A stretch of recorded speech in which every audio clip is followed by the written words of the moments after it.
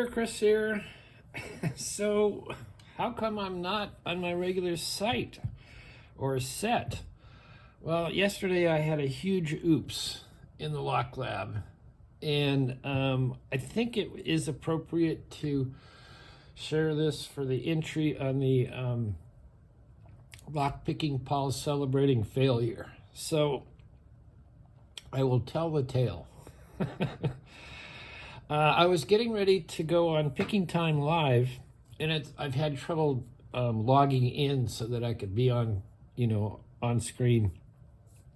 And I finally figured it out, and I was like way, way, way early, like at least an hour early. But I got in, and I was just let the phone all set up and with a charger on it.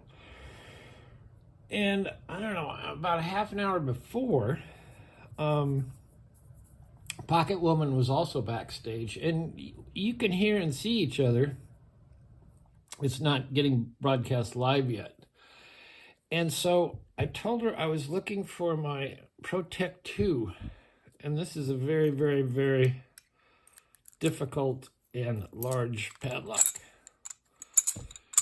And I said, I've been looking for this, and if you've seen my Lock Lab setup and the camera arm setup, the camera arm really gets stuck in these toolboxes that I keep my locks in. And I open one of the drawers and stick a little prop in there, and that holds up the camera and the arm that cantilevers over the picking area.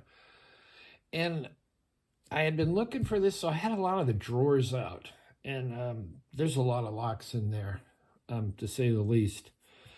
And I was just reaching for a smaller lock to show her, like at 1100 or something, to show the scale of this thing. And all hell broke loose.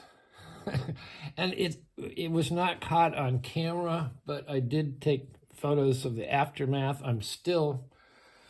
This is what, I don't know, 14 hours later, I'm still sorting things out.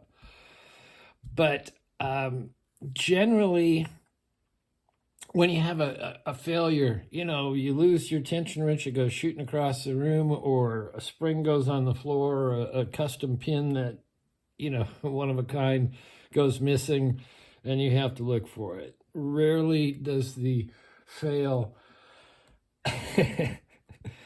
encompass like a half of your whole lock collection and things. So I think this probably will qualify. You let me know. And there'll be pictures on the end of this video of the oops/devastation. My left leg, you can see where the toolbox landed is basically where I sit. And on top of the toolbox was a Blitz code cutting machine, and that hit me in the knee. But that's the bad news. The good news is that it hit something soft, my thigh, my knee, my lower leg, and so it didn't bounce off the floor, so I probably won't have to recalibrate it, which is kind of a pain.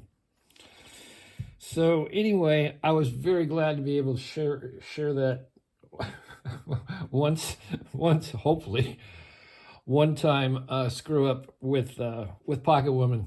Anyway, thanks for watching. Oh, somebody asked me what about my discs? Because I have I do a lot of disc locks, and I do disassembly, and I map them, and I check them and scramble them. And thanks to LockChuck, who also yesterday helped me get into the live. LockChuck's made me these very cool slinky trays, and they have covers. So if I'm working on a lock or I'm scrambling, or I'm in mid-range, I could just go ahead and close this up, and so they're not going anywhere. And most of those are either on the table or on the other toolbox, which has locks in it. Anyway, that's enough rambling along for that. Check out the photos. Another thing I was grateful for is I have two very large Medeco pinning trays, and they came out but they did not open. That would have been maybe a month to sort those all out because of all the different cuts and depths and you name it, security pins. Anyway, thanks for watching. I did survive.